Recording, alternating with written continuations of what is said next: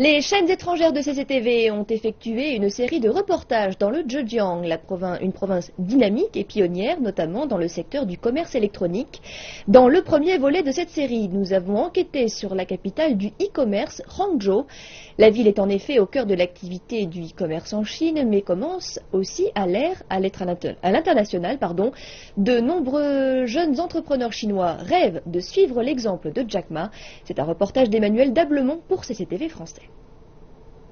Alors que l'on parle du ralentissement de la croissance de l'économie chinoise, le secteur du commerce électronique semble bien se porter. Le marché chinois en ligne est énorme. Sur une population de 1,4 milliard d'habitants, le pays compte 420 millions d'acheteurs en ligne. Ici, c'est le site d'Alibaba, le siège social du groupe à Hangzhou.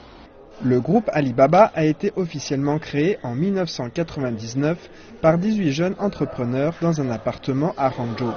Ils ont misé sur le commerce en ligne vers les particuliers B2C et ils ont réussi leur pari en créant des plateformes équivalentes à eBay ou Amazon en Chine, à savoir Taobao et Tmall. Et ils ont également conquis le marché chinois du paiement et de la banque en ligne avec l'outil Alipay, équivalent de PayPal en Occident.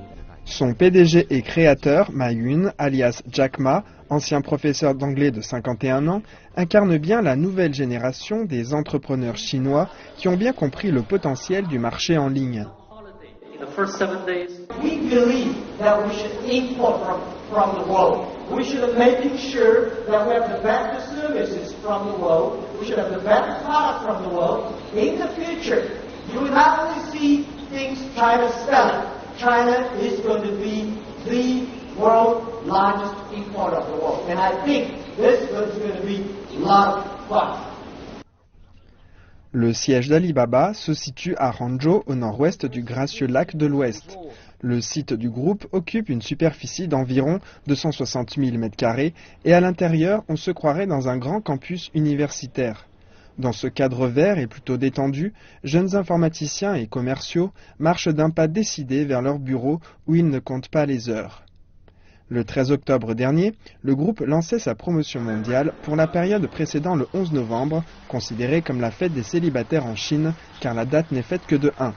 Pour l'occasion, des représentants de nombreux pays partenaires étaient présents, notamment l'Europe avec la Belgique.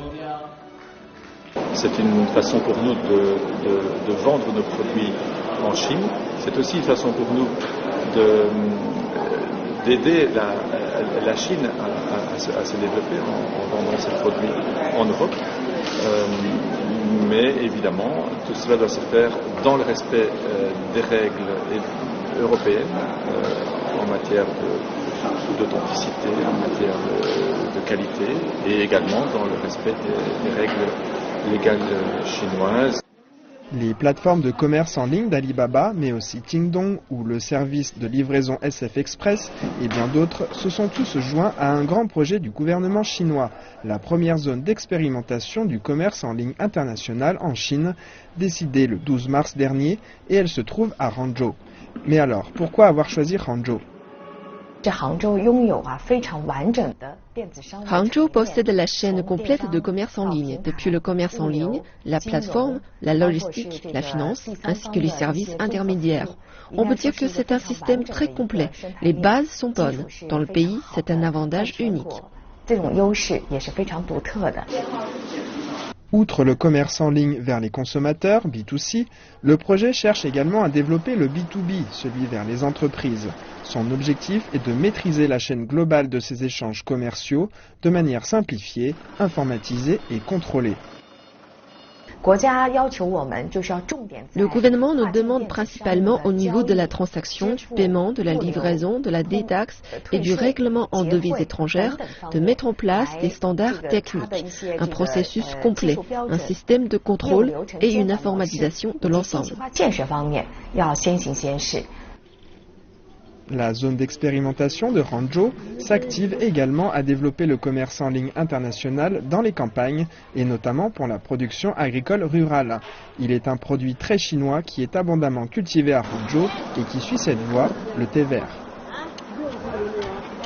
Me voici dans les champs de thé vert, le thé Longjing, du lac de Shiru, le lac de l'Ouest, à Hangzhou. Ces champs appartiennent à une entreprise créée par de jeunes diplômés. Ils vendent leurs produits en ligne, en Chine et à l'étranger.